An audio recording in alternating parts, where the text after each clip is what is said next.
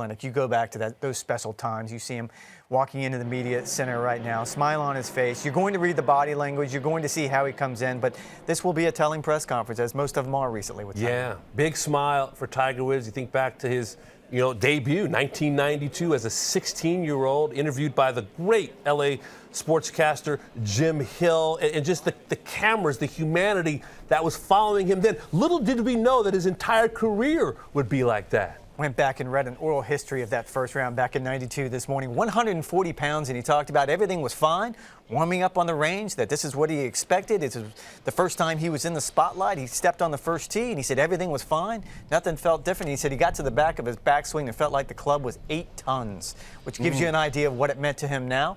I thought it was telling that he said it still feels that way. I just learned how to deal with it. Yeah. Standing next to Tiger Woods, by the way, is Marcus Bird, the winner of the APGA Farmers Insurance Invitational. He is the Charlie Sifford Memorial Exemption into the Genesis Invitational. And to think, Rex, of everything that Tiger Woods has accomplished, 40 miles from where he grew up, Riviera, he has not been able to find a way to victory. We think about Bay Hill and we think about Torrey Pines. It's just one of those strange anomalies that the guy who has everything can't win the one in his backyard. And we're going to touch on this quite a bit. And I'm going to look at this, actually, as you kind of broke it down.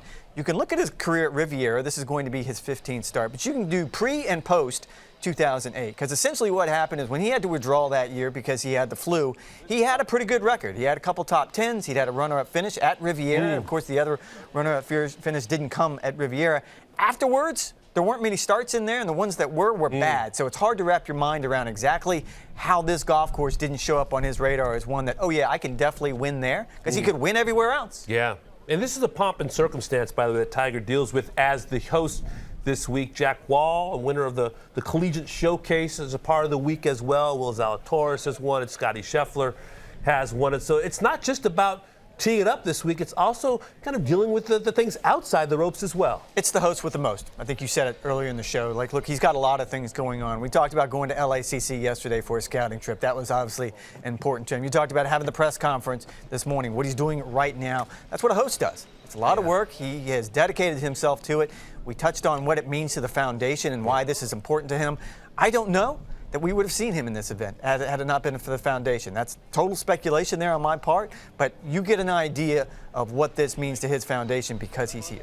We're seeing a lot of smiles from Tiger on this Tuesday, having some conversation with some players that are going to be competing this week. I tell you what, it just is a reminder that this is where he wants to be. He wants to be with the best players in the world, and even with everything he's accomplished, he still gets a high out of competition, rubbing elbows, measuring himself against this younger generation of player. And he's become nostalgic at this stage in his career. I had a conversation with Davis Love III last fall at the RSM Classic. We were talking about, there's a lot of text messages going back and forth with Tiger Woods all the time, and normally it has something to do with President's Cup, Ryder Cup, pairings, who they're going to pick. He's very much involved in that. But the one thing that Davis said that stuck with me from there is he just misses it.